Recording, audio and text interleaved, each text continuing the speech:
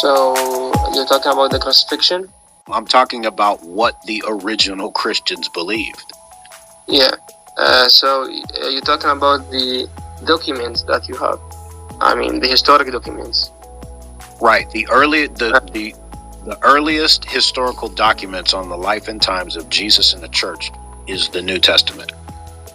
Yeah, and how you get these documents? Can just to have a reference when you where do you get these documents from? Name is. Yeah. Why? Who wrote Al-Baqarah? What? Are we talking about historic documents? Surat Al-Baqarah, who wrote that? Who wrote this? Because see, what you keep doing is you keep popping up with criteria.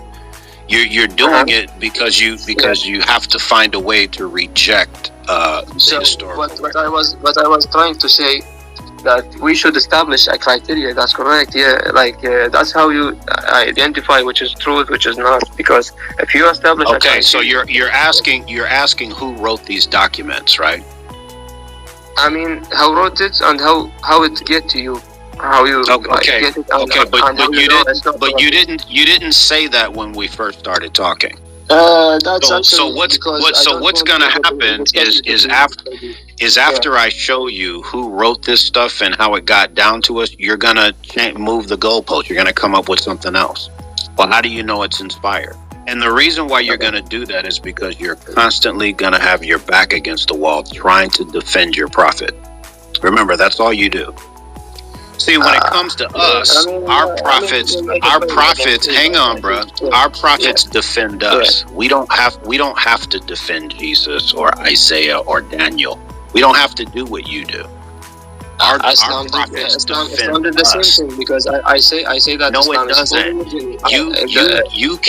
You have to defend Muhammad because he contradicted the previous prophets.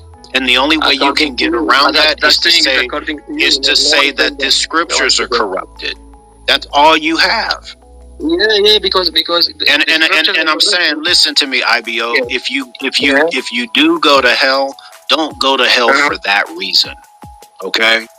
How you search then? How you do your research? If that you get a corrupted scripture and you go with it, how you gonna judge? That's the correct. If Islam provide you with do you have your Quran with you? Of course, I do have it on the phone, and I have it on my home. So let's go to Surah Al-Ma'idah, Surah 5, Ayah 46, 47. 46, 47. Okay. Yes. 46, 47. Yeah. What about them? وليحكم أهل الإنجيل بما أنزل الله فيه لم يحكم ما أنزل الله فأولئك هم الفاسقون. What a great verse. Yeah. Okay, so Jesus was given the Injil, right? He confirmed the Torah which came before him, right? Mm-hmm. Okay, well, you do know that we know what the Torah looked like centuries before Jesus was born. Yeah. Okay. We know that because we have the Dead Sea Scrolls. As a matter of fact, I have a copy of the Dead Sea Scroll Bible. The Jews, by the way, hide some of the early documents. They were hiding some of the documents. Where? That's a known fact, actually. But no, it's not a known fact. And let me go back and let me show you. Go to Ayah 44 of the same chapter. See, once again, you just keep coming up with stuff because you know you're going to get hemmed up. I mean, you don't even establish a criteria to discuss this. So this is I'm using the Quran as a criteria. I'm using your Quran. We're just going to use your Quran. Okay. Yeah, whatever the Quran says, we're going to follow that pattern. It's our criterion that we follow. So Surah 5, Ayah 44, it says that your Allah entrusted the protection of the Torah to the rabbis. 44? Verse 44.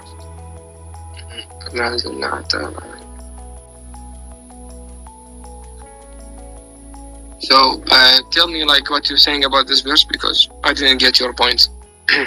Okay, so who did Allah entrust the Torah to? to Moses. No, Moses is not mentioned in that text.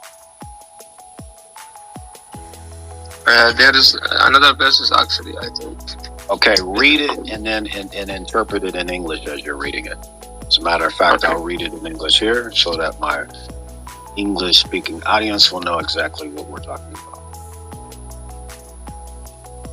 So, let me read it.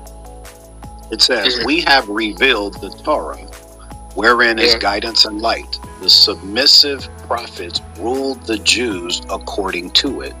So did the rabbis and the scholars, as they were required to protect Allah's book, and were witnesses to it.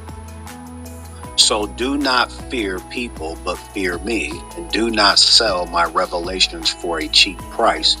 Those who do not rule according to what Allah revealed are the unbelievers." So who did he entrust the protection of the Torah to? The rabbis. Yeah. Okay. Do you know about the rabbis? The early Jewish, like how you say that, the Jewish, I don't know much about them, to be honest. But I think that we call it like the Jewish that tell the other people like guide. Right. They're the ones who wrote the Talmud, the Babylonian Talmud, the Mishnah, the Gemara, the Bairetas. That's them. Now in the Talmud, they give a list of all of the books which they protected. Yeah. And all of those books are in our Bible, our Old Testament. Every one of them. Talmud, yeah. So, the Talmud, so using the Quran as a guide, it's letting us know that if we want to know what the scriptures were that Jesus confirmed, it's our Old Testament that we have now. Yeah. The Old Testament, I know what you're saying is that that you using the Torah also, correct? In the Old Testament? Yeah, they've always been the scriptures of the Christians. Yeah, but you also said you know the Jews that don't agree with you, and no, listen, I won't open this one, sorry, because it will open another topic. I know that you don't want to do that. I want to continue. I want to go to verse 47 now. Oh, then let's go. Yeah.